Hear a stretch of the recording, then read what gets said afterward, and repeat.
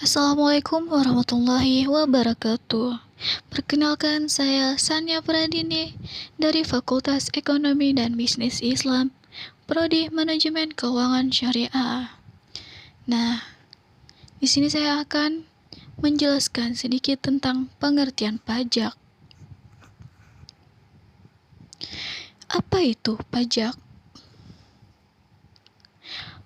Pajak adalah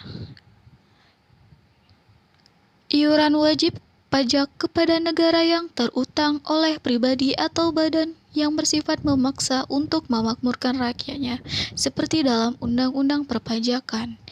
Dan fungsi pajak, fungsi anggaran, fungsi mengatur, fungsi stabilitas, fungsi redistribusi pendapatan. Dan ada juga tentang pajak negara. Pajak negara atau biasa disebut dengan pajak pusat merupakan pajak yang telah dipungut oleh pemerintah pusat dan digunakan untuk membiayai seluruh kebutuhan rumah tangga. Dan tujuan pemungutan negara untuk pemerataan penghasilan bagi pemerintah daerah di Indonesia. Dan jenis-jenis pajak pusat. Yang pertama ada pajak penghasilan, pajak penambahan nilai, pajak pembayaran barang mewah, bea materai, dan pajak bumi dan bangunan. Pajak daerah, pajak yang dikelola oleh pemerintah, dan pajak yang dikelola oleh kabupaten atau kota. Surat pemberitahuan atau biasa disebut dengan SPT berfungsi sebagai sarana mempertanggungjawabkan perhitungan jumlah pajak pertambahan nilai dan pajak penjualan barang mewah bagi pengusaha. Hal-hal yang ada dalam SPT yaitu benar seluruh objek pajak yang dimiliki dalam perhitungan dan pengisian kolom dalam lampiran jelas dan tidak menimbulkan penafsiran lain. Ada penagihan pajak. Nah, penagihan pajak adalah biaya pelaksanaan surat paksa, surat perintah melaksanakan penyitaan, pengumuman lelang, pembatalan lelang, jasa penilai, dan biaya lainnya.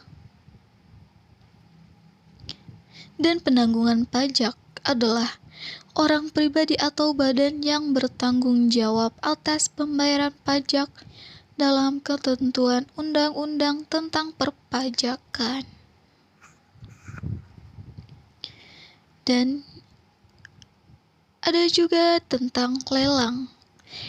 Lelang adalah setiap penjualan barang di muka umum dengan cara menawarkan harga secara lisan atau tertulis melalui usaha mengumpulkan peminat atau calon pembeli.